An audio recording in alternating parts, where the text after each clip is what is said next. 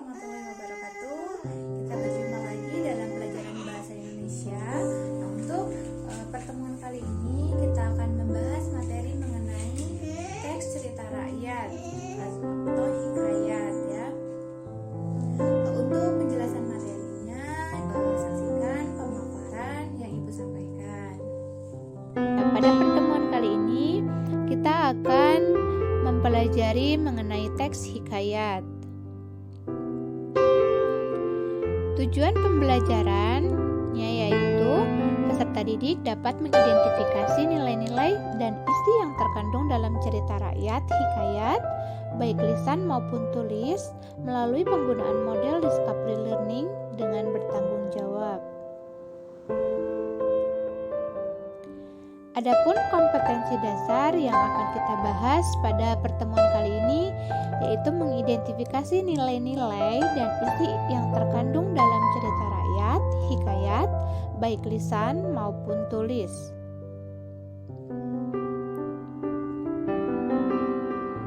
Materi yang harus peserta didik pahami yaitu 1. Tentang pengertian hikayat, yang kedua ciri-ciri hikayat, 3. Unsur hikayat, 4. Struktur hikayat, 5. Nilai-nilai yang terkandung dalam hikayat, 6. Jenis-jenis hikayat.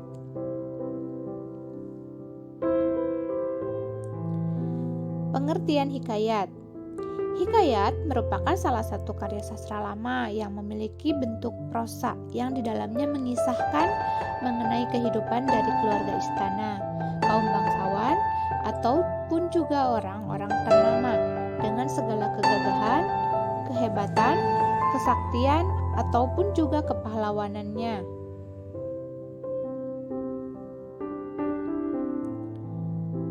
Unsur-unsur hikayat.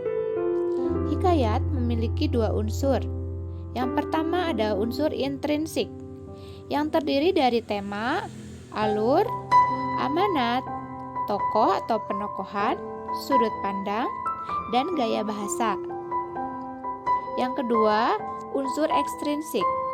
Unsur ekstrinsik ini biasanya berasal dari latar belakang cerita.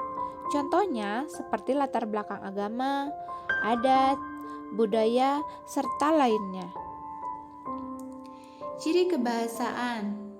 Yang pertama, ciri kebahasaan hikayat yaitu berbahasa Melayu. Ya, hikayat itu berbahasa Melayu. Yang kedua, bersifat istana sentris. Artinya ceritanya itu seputar kerajaan atau seputar istana.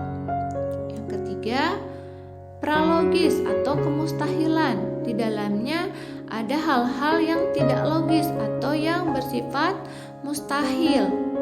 Yang keempat, statis. Statis itu kaku atau tidak bergerak. Artinya cerita rakyat hikayat itu ceritanya begitu-begitu saja, tidak berkembang. Nah, yang kelima, anonim. Karena cerita zaman dulu itu disampaikan dari mulut ke mulut atau secara lisan sehingga pengarangnya tidak diketahui atau anonim. Yang keenam, terdapat kesaktian tokoh-tokohnya. Dan yang terakhir, menggunakan bahasa arkais atau bahasa klise. Contohnya seperti hatta, syahdan. Sekarang membahas mengenai struktur teks hikayat. Yang pertama, abstraksi atau gambaran awal dalam cerita. Yang kedua, orientasi, pengenalan latar, alur, kejadian. Yang ketiga, komplikasi, berisi urutan kejadian-kejadian. Yang keempat, evaluasi atau konflik yang mengarah pada klimaks. Yang kelima, resolusi atau solusi terhadap permasalahan yang ada. Yang keenam, koda, nilai atau pelajaran yang dapat diambil atau amanat. Nilai-nilai dalam hikayat.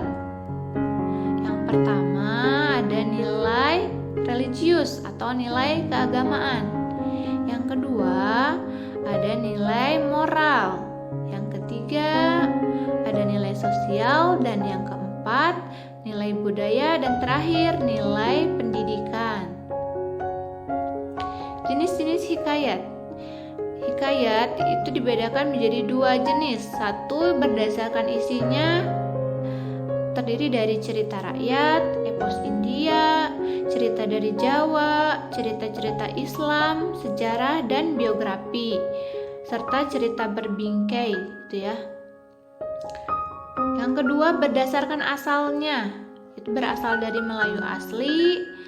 Yang kedua pengaruh Jawa, 3 pengaruh Hindu atau India, dan 4 pengaruh Arab Persia. Hikayat yang pengaruh Arab Persia misalnya hikayat 1001 malam.